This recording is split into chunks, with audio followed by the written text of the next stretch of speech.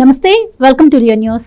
ఈ నెల 9న జగన్మోహన్ రెడ్డి గారు చిత్తూరు జిల్లా బంగారుపాలెం వెళుతున్నారు. తోతాపూరి రకం మామిడి పండ్లు పండించే రైతులకు అన్యాయం జరిగింది, సరైన మద్దతు ధర లభించట్లేదు అని చెప్పి వాళ్లకు మద్దతిస్తూ ఈ కార్యక్రమానికి ఆయన పిలుపునివ్వడం జరిగింది. అయితే ఈ కార్యక్రమానికి దాదాపు 10,000 మంది హాజరవుతారు అని చెప్పి పోలీసులకు వాళ్ళు ఇన్ఫర్మేషన్ ఇచ్చిన నేపథ్యంలో పోలీసులు అయితే దీనికి ఒప్పుకోవట్లేదు అని తెలుస్తోంది. సో ముఖ్యంగా మరి ఒక ప్రతిపక్ష హోదాలో ఉన్నటువంటి జగన్మోహన్ రెడ్డి రైతులను పరామర్శించిన వరకు బాగానే ఉన్న రైతుల పరామర్శకు 10,000 మంది అవసరమైన చర్చ ఇప్పుడు ఆంధ్రప్రదేశ్లో నడుస్తోంది. ఇక అలాగే ఇది బల ప్రదర్శన లేకపోతే రైతుల పరామర్శ అన్న ప్రశ్న కూడా ఉత్పన్నమవుతుంది. సో దీన్ని ఏ విధంగా చూడొచ్చు? మరి జగన్మోహన్ రెడ్డి గారు ఆరోపిస్తున్నట్టు నిజంగానే మామిడి రైతులకు ఇప్పుడు ప్రభుత్వం ఏం చేయలేదా? ఇలాంటి విషయాలు తెలుసుకుందాం. మనతో పాటు ఉన్నారు సీనియర్ పొలిటికల్ అనలిస్ట్ అంకమరావు గారు. నమస్కారం అండి. ముఖ్యంగా తోతాపూరి రకం మామిడి పండ్లు పండించే వాళ్ళకు అన్యాయం జరుగుతుంది, మద్దతు ధర లభించట్లేదని చెప్పి జగన్మోహన్ రెడ్డి గారు వాళ్ళ దగ్గరికి వెళ్తున్నారు. ఎక్కడైనా కూడా మనం చూసాం, రైతులకు ఏదైనా అన్యాయం జరిగితే వాళ్ళు రోడ్డెక్కి ప్రభుత్వానికి వ్యతిరేకంగా పోరాటాలు చేస్తూ ఉంటారు, ధర్నాలు రాస్తారోకోలు చేస్తూ ఉంటారు. కానీ ఎక్కడ కూడా ఆంధ్రప్రదేశ్ ఇప్పుడు ఆ పరిస్థితి కనిపిస్తున్నట్టు లేదు. మరి జగన్మోహన్ రెడ్డి గారు ఒక 10,000 మందిని వేసుకొని వాళ్ళ పరామర్శ కోసం పోతా అంటున్నారు. సో దీన్ని ఎలా చూడొచ్చు అంటారు? అంటే చిత్తూరు జిల్లా తోతాపూరి మామిడికి సంబంధించి, ఆ చిత్తూరు జిల్లా కావచ్చు, ఆ పరిసర ప్రాంతాల్లో పండేసాట కావచ్చు, తోతాపూరి మామిడికి సంబంధించి రైతులు నష్టపోతున్నారన్న ఉద్దేశంతో ప్రస్తుతం అయితే అంటే వాళ్ళ ఇప్పుడు వరకు నాకు తెలిసినంత వరకు 3,75,000 మెట్రిక్ టన్నుల ఉత్పత్తి రావచ్చు అని చెప్పని అధికారుల దగ్గర ఉన్నటువంటి నివేదిక. ఇప్పటి వరకు 3 లక్షల పైన సేకరించడం కూడా జరిగింది. మామూలుగా కర్ణాటక రాష్ట్రం నుంచి చూసుకుంటా ఉంటే కర్ణాటక కంటే అధికంగా ఇక్కడ ₹4, ₹2 అట్లా సంస్థలకు సంబంధించి ప్రభుత్వం మాట్లాడేసి కొనటం కూడా జరుగుతూనే ఉంది. మరి ఈ పరిస్థితుల్లో ఆయన జగన్మోహన్ రెడ్డి నిజంగా రైతుల కోసం వస్తున్నాడా? నిజంగా రైతుల కోసం వస్తే చేయాల్సిన పని ఏంటి? ఎంతమంది అయితే రైతుల దగ్గర ఉన్నాయో ఈరోజు, అంటే పంట చేతికొచ్చిన తర్వాత వాళ్ళు కోసి ఈరోజు అమ్ముకోవడానికి ఇబ్బంది అయ్యి వాళ్ళు ఊరు కొంటలేదని అయితే భావిస్తున్నారో, ఏ గ్రామాల్లో ఏ రైతుల దగ్గర నుంచి ఎంత పంట ఉంది అవన్నీ డేటా సేకరించేసి ముందుగా గవర్నర్ గారినో ముఖ్యమంత్రి గారినో అవసరమైతే కేంద్ర మంత్రి గారి దగ్గరకు వెళ్ళేసి, ఇదిగో ఈ రైతులు దీనివల్ల ఎంత నష్టపోతున్నారు, రాష్ట్ర ప్రభుత్వం పట్టించుకోవట్లేదు, కాబట్టి మీరైనా ముందుకు వచ్చి ఈ రైతులకు న్యాయం చేయండి అని చెప్పని అడిగి ఆ రైతులందరినీ కూర్చొని సమావేశం ఏర్పాటు చేసేసి వాళ్ళ అభిప్రాయాలు కనుక్కొని ఇప్పటి వరకు ఎంత దిగుబడి వచ్చింది, ఎంత కొన్నారు, పక్క రాష్ట్రంలో ఎంత కమ్మారు కూడా వీళ్ళ దగ్గర లెక్కలు ఉంటాయి. కాబట్టి ఈ రాష్ట్రంలో కనుక తక్కువ కొంటే ఎందుకు కొంటున్నారని చెప్పని ఈ ప్రభుత్వాన్ని నిలదీసేసి ప్రజల సమస్యల గురించి, రైతుల సమస్యల గురించి నిజంగా ప్రతిపక్ష పాత్ర నిర్వహించాలనే చిత్తశుద్ధి కనుక వాళ్ళకుంటే, రాజకీయం లేదనే భావనలో కనుక వాళ్ళు ఉంటే, రైతుల కోసమే ఈ పర్యటన పెట్టుకున్నాం అనే ఆలోచనలో కనుక వాళ్ళకు ఉండటైతే నిస్సందేహంగా దాని గురించి మాట్లాడేవాళ్ళు, నేను చెప్పిన అంశాలన్నీ స్పృశించేవాళ్ళు వాళ్ళు. కానీ ఇప్పుడు వాళ్ళకి అది కాదు కదా. ఆ ప్రాంతవాసి అయినటువంటి చెవిరెడ్డి భాస్కర్ రెడ్డి గారిని అదుపులో తీసుకున్నారు, వాళ్ళ అబ్బాయిని త్వరలో అదుపులో తీసుకుంటారనే ఆలోచనతో ఉన్నారు. అట్లాగే పెద్దిరెడ్డి రామచంద్రారెడ్డిని కావచ్చు, మిథున్ రెడ్డిని కావచ్చు, లేదంటే భూమన కరుణాకర్ రెడ్డి కావచ్చు. ఆయన కూడా ఏ విధంగా మాట్లాడుతున్నాడో మనం చూస్తూనే ఉన్నాం కదా. నరుక్కుంటా వెళ్తా ఉన్నట్టు మాట్లాడుతున్నారు. రపా అని చెప్పిన వాళ్ళ మేనమామ మాట్లాడుతూ ఉన్నాడు. మరి ఇవన్నీ అంటే చిత్రాలు చూసి వాటిని ఒలివేస్తున్నారే తప్ప ప్రజా సమస్యల గురించి, రైతుల గురించి మాట్లాడట్లా.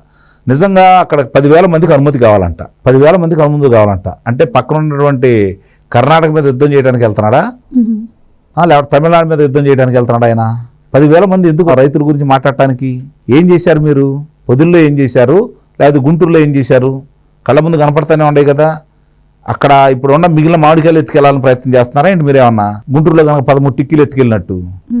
ఇవన్నీ కూడా ప్రజలు గమనించలేదు అనుకుంటే అంతకంటే పిచ్చితనం అయితే ఉండదు.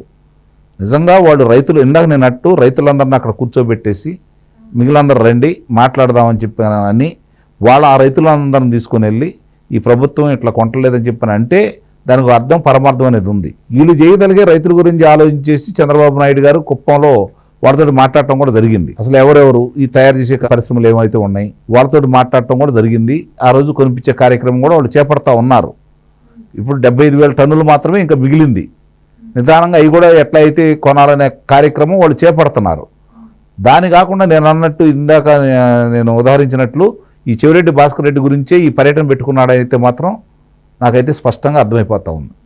ఎవరేమనుకున్నా కూడా స్పష్టమైంది. అయితే ఇప్పటికీ రైతులకి సంబంధించి మద్దతు ధర కూడా కూటమి ప్రభుత్వం ఇస్తుందని, తీసుకోవాల్సిన చర్యలు కూడా తీసుకుందని చెప్పి వినిపిస్తోంది మాట. అలాగే కేంద్రం నుంచి కూడా మార్కెట్ ఇన్వెన్షన్ పథకం ద్వారా 130 కోట్లు కేంద్రాన్ని అడిగింది రైతులను ఆదుకునేందుకు అంటున్నారు. సో ఇవన్నీ రైతులకు తెలియవంటారా? మరి నిజంగానే రైతులు అక్కడ నష్టపోతున్న పరిస్థితి ఉందా? ఎలా ఉందంటారు? రైతులు వచ్చి ఉద్యమం చేయట్లేదు కదమ్మా. రైతులు వచ్చి జగన్మోహన్ రెడ్డి రానాయనా మమ్మల్ని వచ్చి పరామర్శించు, మీ ఎమ్మట మేము నడుస్తాము, మాకు అన్యాయం జరుగుతుంది రైతులు వచ్చి ఆయన కోరట్లేదు కదా. రైతులు తెలియదైతే కాదు. ఇక్కడ ఏంటంటే పక్క రాష్ట్రం కంటే ఇక్కడ అధిక ధర అమ్ముతున్నారనే కదా అక్కడి నుంచి తీసుకొస్తుంది. ఇక్కడ జగన్మోహన్ రెడ్డి గారు కర్ణాటకలో ఇచ్చిన రేటు కూడా ఆంధ్రప్రదేశ్ లో ఇవ్వట్లేదు అంటున్నారు. అదే కదా నేను అంటుంది, అక్కడికి ఇక్కడ అందుకే వ్యత్యాసం. ఇప్పుడు వీళ్ళు అక్కడ ఒకసాట ఇక్కడ ఒకసాట వాళ్ళు ఏదైతే చెబుతున్నారో ఆ ప్రాంతాల్లో వివిధ పత్రికలు కావచ్చు, ప్రసార మాధ్యమాలను కావచ్చు తీసుకెళ్ళి అక్కడ కూర్చోబెట్టేసి అక్కడి నుంచి మాట్లాడి రైతులకు వినిపించండి. లేకపోతే మీరు కూర్చొని నిజంగానే బెంగళూరులో కూర్చొని వినిపించండి, లేకపోతే మీరు ఉండవల్లిలో వచ్చి కూర్చొని వినిపించండి. దాని గురించి మాట్లాడరు. లేదా తాడేపల్లిలో కూర్చొని అందరికీ అర్థమయ్యేటట్టు చెప్పించండి. అక్కడ ఎంత కొంటున్నారు, ఇక్కడ ఎంత కొంటున్నారు అని అర్థమైపోయింది కదా. పక్క రాష్ట్రం కంటే అధికంగా ఇక్కడ కొంటున్నారు కాబట్టే పక్క రాష్ట్రం వాళ్ళు ఇక్కడ తీసుకొచ్చి అమ్ముకోవాలని ప్రయత్నం చేస్తున్నారు. మీరు ఇది గమనించండి. వాళ్ళ దగ్గర ప్రాంతం కాబట్టి వాళ్ళు అక్కడి నుంచి తీసుకొచ్చి ఇక్కడ అమ్ముకోవాలని ప్రయత్నం చేస్తున్నారు. ఇక్కడ ఎందుకు వచ్చి అమ్ముకుంటారు వాళ్ళు? వాళ్ళకి ఆ రాష్ట్రంలో కనుక వాళ్ళు అధిక ధరలు వస్తే నష్టపోవడానికి సిద్ధమా? రవాణా ఛార్జీలు అదనంగా మళ్ళీ ఇవన్నీ వాళ్ళు బరాయిస్తారా? అంటే రైతులు ఏం పిచ్చివాడు కాదు, ఇక్కడ రైతులకు క్షుణ్ణంగా తెలుసు. కాకపోతే ఏంటంటే సహజంగానే దిగుబడి అధికంగా వచ్చినప్పుడు ₹1 లాభం రావాలని కోరుకుంటారు వాళ్ళు కోరుకోవడంలో తప్పు లేదు. నిజంగా కనుక వాళ్ళు ఆందోళన చేస్తే, నిజంగా కనుక వాళ్ళు బజార్కి వచ్చి కూర్చుంటే, రహదారులు నిర్బంధం చేస్తే, వాటితో పాటు ఈ నెల్లి కూర్చుంటే అది ప్రతిపక్ష పాత్ర పోషిస్తున్నాడు, ప్రజల గురించి రైతుల గురించి తాపత్రయపడుతున్నాడు అనే అభిప్రాయం రైతుల్లోనూ ప్రజల్లోనూ కలిగిద్ది. అది లేకుండా మంది మార్బలాన్ని వేసుకొని వెళ్ళి ఈ విధంగా మాట్లాడుతూ ఉంటే ఇక మనం ఏం మాట్లాడాలో కూడా అర్థం కాని పరిస్థితి. ఓ రకంగా ప్రజలు అతను మర్చిపోమని చెప్పని కూటమి ప్రభుత్వాన్ని తీర్మానం చేశారు.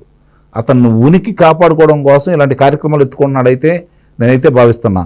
ఇలాంటివి చేసినందువల్ల అతను ప్రజాదరణ పెరిగిందని అతను అనుకుంటున్నాడు. రోజు రోజుకి ప్రజాదరణ తగ్గుతుందని చెప్పి ప్రజలైతే భావిస్తున్నారు. కాకపోతే ఏంటంటే కొన్ని విషయాల్లో ప్రభుత్వం తరపు నుంచి కొంత ఆలస్యం కావచ్చు. ఆర్థిక పరిస్థితి గురించి కావచ్చు, లేకపోతే పంట అధికంగా వచ్చినప్పుడు గిట్టుబాటు ధర రాకపోవడం కావచ్చు. ఇవన్నీ ఉంటాయి, కాదని నేను అంటలా. కాస్త అసంతృప్తి ఉంటుంది. ఎవరికి 100% ఏ ప్రభుత్వం కూడా న్యాయం చేయలేదు. కానీ చేసినంత వరకు సవ్యంగా చేస్తుందా లేదని మాత్రం ఆలోచిస్తారు. అందుకే కదా వాళ్ళు ఇంటింటికి వెళ్ళమన్నారు. చంద్రబాబు నాయుడు గారు ఇచ్చిన హామీల గురించి మళ్ళీ ఎన్నిక పిలిపించి మాట్లాడించమని అన్నారు. మరి ఏ నాయకుడు ఎందుకని వెళ్ళట్లేదు? తెలుసు కదా వాళ్ళకు వాస్తవాలు. అందుకోసం అని చెప్పని ఇప్పుడు 10,000 మందిని ఎందుకు అనుకుంటున్నారు? 175 నియోజకవర్గాల నుంచి నియోజకవర్గంలో ఒక 100 మంది కాడికో లేకపోతే 50 మంది కాడికో కేటాయించుకొని వాళ్ళందరూ తీసుకొచ్చి ఇక్కడ హడావుడి చేయాలని. అంత తప్ప వేరైతే ఏం కాదు కదా. అక్కడికి వచ్చేసి అక్కడ వచ్చే ప్రదేశం ఏంటి? ఆ బంగారుపాళ్యం రైతు బజార్ దగ్గర ఎంత ప్రదేశం ఉంది? వీళ్ళందరూ వస్తే అక్కడ ఏం జరిగిద్ది? అంతమంది వచ్చి అసలు ఏం చేస్తారు? ప్రజలు కూడా అర్థం చేసుకుంటున్నారు. ప్రజలు ఏమనుకుంటున్నారు? నాయనా నువ్వు రావద్దు, మనం చూసాం మేము రెంటపాల కాడ 3 చనిపోయారు, దయచేసి మా జోలికి రావద్దు. నిజంగా వస్తానంటే ఎవరైతే ఈ వైఎస్ఆర్సీపీ పార్టీ కార్యకర్తలు ఉన్నారో, వృద్ధులు ఉన్నారో వాళ్ళ ఇంట్లో పెట్టి తాళాలేసే పరిస్థితి అయితే మహిళ అయితే కనపడుతుంది నాకు. Right sir, thank you so much. Please subscribe to Leo news for more videos.